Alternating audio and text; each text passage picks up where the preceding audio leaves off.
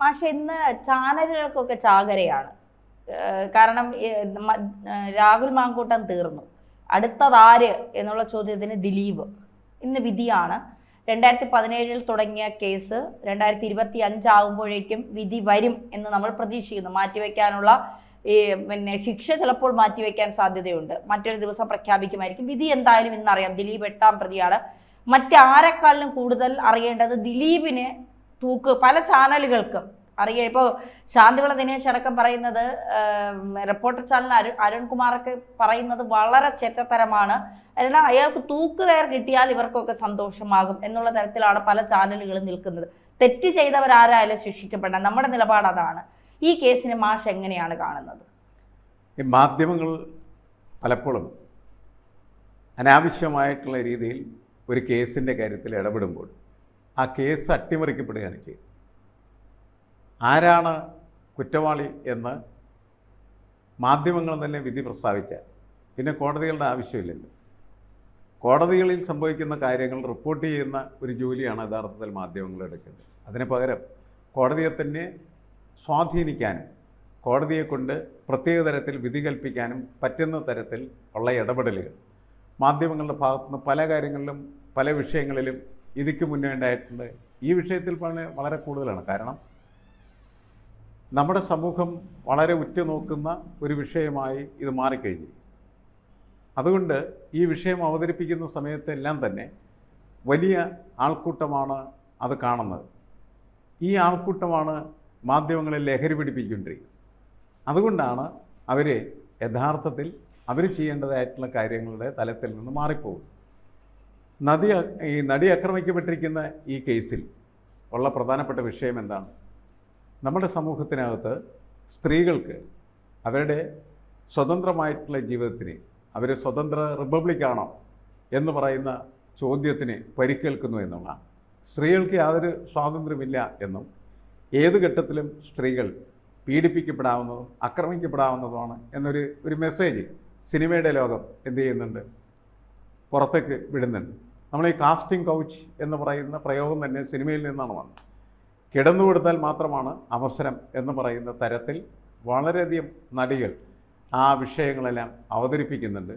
അങ്ങനെ അവതരിപ്പിക്കുന്നതിനെതിരെ എന്ത് നിലപാടാണ്, എന്ത് നടപടികളാണ് ഉണ്ടായിട്ടുള്ളത് എന്ന് ചോദിച്ചാൽ പരിമിതമാണ്. ആ സമയത്തൊക്കെ നല്ല തരത്തിൽ സമൂഹം അതിനെതിരായിട്ട് പ്രതികരിച്ചാലും കുറേ കഴിയുന്ന സമയത്ത് ഇതെല്ലാം മാറുകയും സിനിമയുടെ ലോകം തന്നെയായിട്ട് മാറിത്തീരുകയും അവിടെ അവർ തീരുമാനിക്കുന്നതായിട്ടുള്ള നിയമങ്ങൾക്കനുസരിച്ച് എല്ലാ കാര്യങ്ങളും സംഭവിച്ചുകൊണ്ടിരിക്കുകയും ചെയ്യുന്നു എന്നുള്ളതാണ്.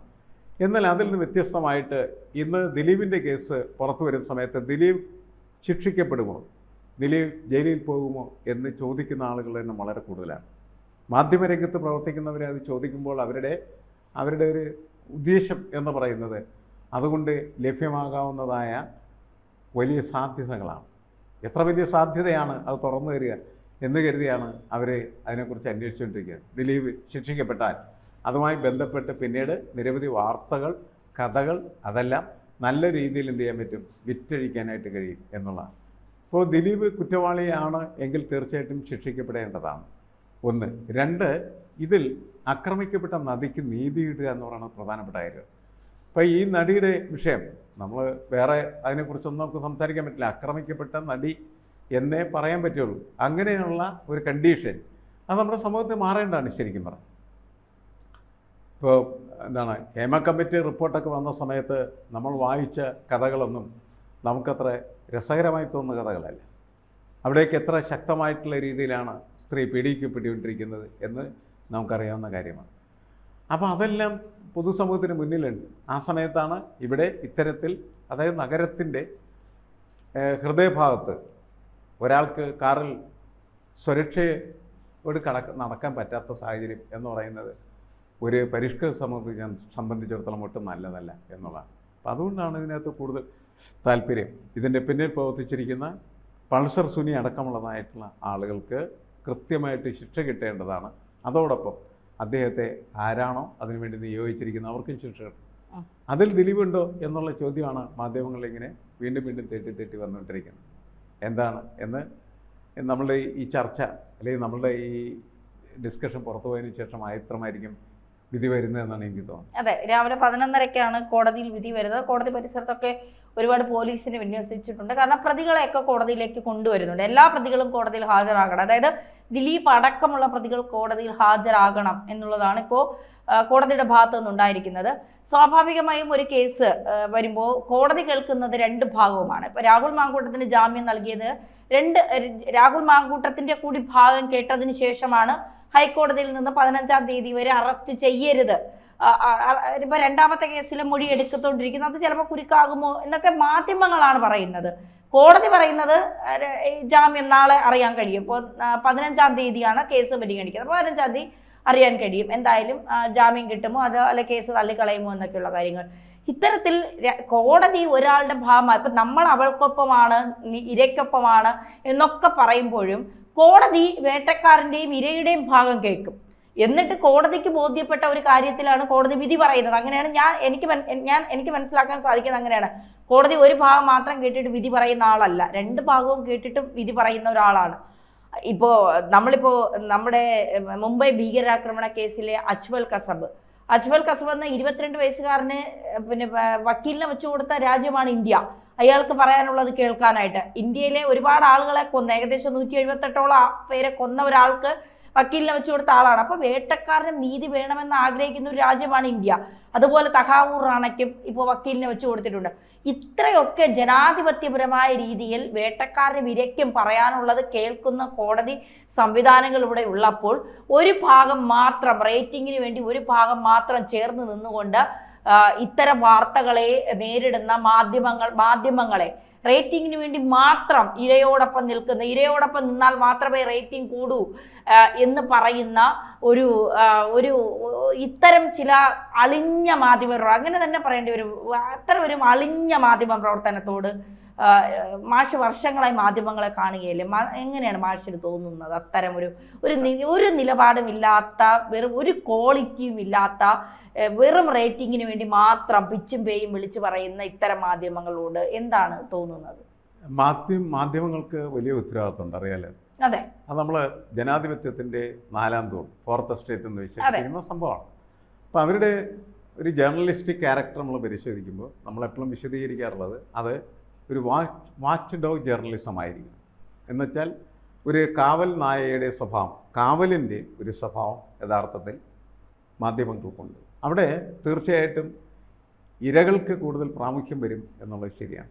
കാരണം എന്താണ്, നമ്മളും മനുഷ്യരെന്ന നിലക്ക് ആരാണോ ആക്രമിക്കപ്പെട്ടിട്ടുള്ളത്, സ്ത്രീയോ പുരുഷനോ എന്നുള്ളതല്ല പ്രശ്നം, ആ ആക്രമിക്കപ്പെട്ട ആളുകൾക്കൊപ്പമാണ് നമ്മളെപ്പോഴും നിൽക്കുക. പക്ഷെ കോടതിയിൽ വരുമ്പോൾ ആരാണ് അക്രമത്തിന് വിധേയമായത് എന്നത് പരിശോധിക്കേണ്ട ഉത്തരവാദിത്തം കോടതിക്കാണ്. കോടതി കൃത്യമായിട്ട് വാദങ്ങളെല്ലാം കേട്ട്, ഇരുപക്ഷത്തിൻ്റെയും വാദങ്ങളെല്ലാം കേട്ട് അതിനെ ഇന്ത്യൻ പീനൽ കോഡിൻ്റെ പശ്ചാത്തലത്തിൽ വിലയിരുത്തിയാണ് ശിക്ഷ നിശ്ചയിക്കുന്നത്. അപ്പോൾ നമുക്ക് പറയാൻ പറ്റില്ല, ചിലപ്പോഴൊക്കെ ശരിക്കുള്ള വേട്ടക്കാർ രക്ഷപ്പെട്ടു പോകാമെന്ന് പറഞ്ഞാൽ അതിനുള്ള പഴുതുകളൊക്കെ ചിലപ്പോൾ നിയമത്തിനകത്ത് ഉണ്ടാകും. കേസ് കൈകാര്യം ചെയ്ത സമയത്ത് ആ പഴുതുകളൊക്കെ ഉപയോഗിക്കാനായിട്ട് പ്രതിക്ക് സഹായകരമായിട്ടുള്ള രീതിയിലായിരിക്കും കേസ് തന്നെ ഡ്രാഫ്റ്റ് ചെയ്ത് പോകും. അപ്പോൾ അവിടെയൊക്കെ അവർ രക്ഷപ്പെട്ടു പോകും എന്നുള്ളതാണ്. ഈ കേസിൻ്റെ ഒരു പ്രത്യേകത എന്താണെന്ന് വെച്ചാൽ, ഈ കേസിൽ എന്തായാലും ശിക്ഷ കിട്ടും പ്രതികൾക്കെന്നുള്ള കാര്യത്തിൽ തർക്കമില്ല. പക്ഷേ പ്രതികളുടെ പിന്നിൽ പ്രവർത്തിച്ചിരിക്കുന്നതായിട്ടുള്ള ഗൂഢാലോചകർ, അവർക്ക് ശിക്ഷ കിട്ടുമോ എന്ന് നമുക്ക് ഉറപ്പ് പറയാനായിട്ട് പറ്റില്ല. എന്ന് വെച്ചാൽ ദിലീപിന് ശിക്ഷ കിട്ടുമെന്ന് നമുക്ക് പറയാൻ പറ്റില്ല. അതിൻ്റെ കാരണം എന്താണെന്ന് വെച്ചാൽ അതൊരു ഗൂഢാലോചനയിൽ ആണ് അയാളെ സ്ഥാപിച്ചിരിക്കുന്നത്, ഇയാളുടെ ഗൂഢാലോചന ഉണ്ട് എന്ന്. ആ ഗൂഢാലോചന തെളിയിക്കപ്പെട്ടാൽ മാത്രമാണ് അയാൾക്ക് ശിക്ഷ കിട്ടുക, അതല്ലെങ്കിൽ അയാൾക്ക് ശിക്ഷ കിട്ടില്ല എന്നുള്ളതാണ്. പക്ഷേ മാധ്യമങ്ങൾ ഇക്കാലം അത്രയും അത് പ്രൊജക്റ്റ് ചെയ്തുകൊണ്ടിരിക്കുന്ന സമയത്ത് നമ്മൾ മനസ്സിലാക്കിയതും അതേപോലെ പൊതുസമൂഹം മനസ്സിലാക്കിയൊരു കാര്യം എന്ന് പറയുന്നത് ദിലീപ് ആണ് ഇതിൻ്റെ പിന്നിൽ പ്രവർത്തിച്ചിട്ടുള്ള പ്രധാനപ്പെട്ട ശക്തി എന്നുള്ള നിലക്കാണ് കണക്കാക്കപ്പെട്ടത്. അതിൻ്റെ അടിസ്ഥാനത്തിലാണ് എല്ലാവരും ദിലീപിനെതിരെ തിരിഞ്ഞിരിക്കുന്നത്. അത് സമൂഹത്തിൻ്റെ ഒരു വികാരമാണ്. അക്രമിക്കെതിരെയുള്ളൊരു വികാരമായിട്ട് നമ്മളതിനെ കണക്കാക്കുക, ദിലീപിനെതിരെയുള്ള ഒരു വികാരമായിട്ട് കണക്കാക്കേണ്ടത്. ഏതക്രമിക്കും സമൂഹം എതിരാണ്. അക്രമിയുടെ ഒപ്പം നിൽക്കൽ വളരെ അപൂർവമാണ്. നമ്മൾ രാഹുൽ മാങ്കൂട്ടത്തിൻ്റെ കൂടെ ഒരുപാട് പെണ്ണുങ്ങൾ നടക്കുന്നത് കാണുമ്പോൾ അത് എന്താണെന്ന് എനിക്ക് മനസ്സിലാവാറില്ല. രാഹുൽ മാങ്കൂട്ടത്തിൻ്റെ ഈ കാര്യത്തിലുള്ള ഇടപെടൽ എന്ന് പറയുന്നത് അവർക്കൊപ്പം നിൽക്കാൻ പറ്റുന്ന തരത്തിലുള്ള എന്തോ സ്പേസ് അതിനകത്തുണ്ട്, അതുകൊണ്ട് അവരെ കയറി അതിനകത്ത് നിൽക്കണേ. ദിലീപിൻ്റെ കേസിൽ അങ്ങനെ ആരും കയറി നിൽക്കുന്നതായിട്ട് എനിക്ക് അറിയാൻ പാടില്ല. എന്തായാലും ദിലീപ് ശിക്ഷിക്കപ്പെടുകയില്ല എന്നുള്ളത് കോടതിയിൽ നിന്ന് വരുന്ന വിധിക്ക് മാത്രമേ പറയാനായിട്ട് കഴിയുള്ളൂ. നമുക്കതിന് കാത്തിരിക്കാം എന്ന് മാത്രമേ ഉള്ളൂ. അത്രേ ഉള്ളൂ.